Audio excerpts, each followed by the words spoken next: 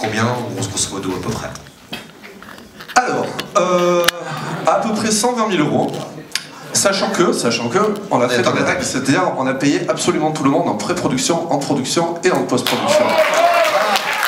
Ça force le respect. C'est un calcul aussi, c'est que derrière, pour un distributeur, c'est cadeau. Si tu veux, t'as pas de contrat, enfin... Le film, voilà, si on trouve un distributeur un peu couillu, le film, il est là, il est fait, il n'y a plus qu'à distribuer. Tout a été réglé. Voilà. Donc c'est quand même un calcul aussi. Donc c'est un micro-budget, donc vraiment un micro-budget, hein, parce que les films français sont dits à très petit budget, en dessous d'1,5 million, donc 120 000, inutile de vous dire qu'on est fou.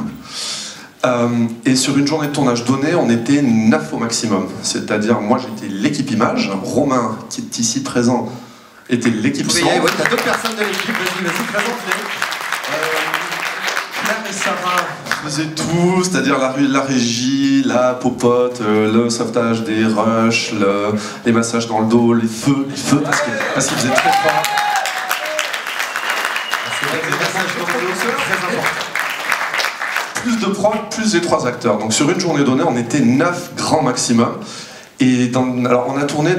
Alors, je voulais éviter de faire un huis clos ou un film d'appartement, comme font tous les Français. Et du coup, on allait tourner dans les îles Hébrides, au nord-nord-nord de l'Écosse. C'est ce qu'on a le plus au nord, à part l'Islande.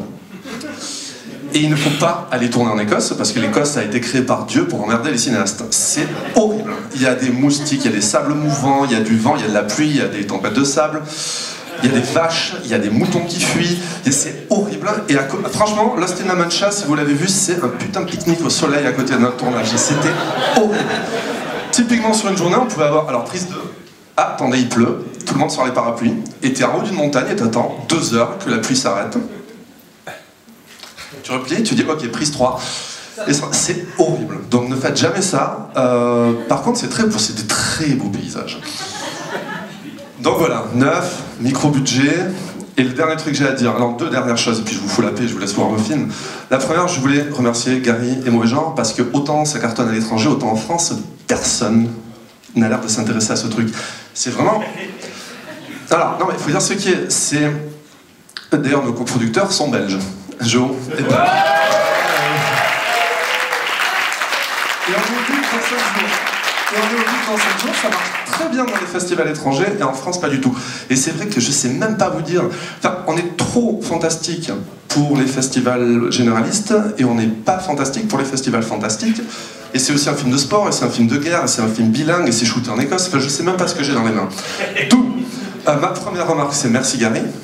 C'est à toi. Et la deuxième, très très franchement, si vous trouvez ça génial, si vous trouvez ça à chier, si vous trouvez ça... dans tous les cas, je serais vraiment content si vous pouviez prendre quelques minutes pour venir me voir, ou Claire, ou qui que ce soit, et me dire « Wow, mec,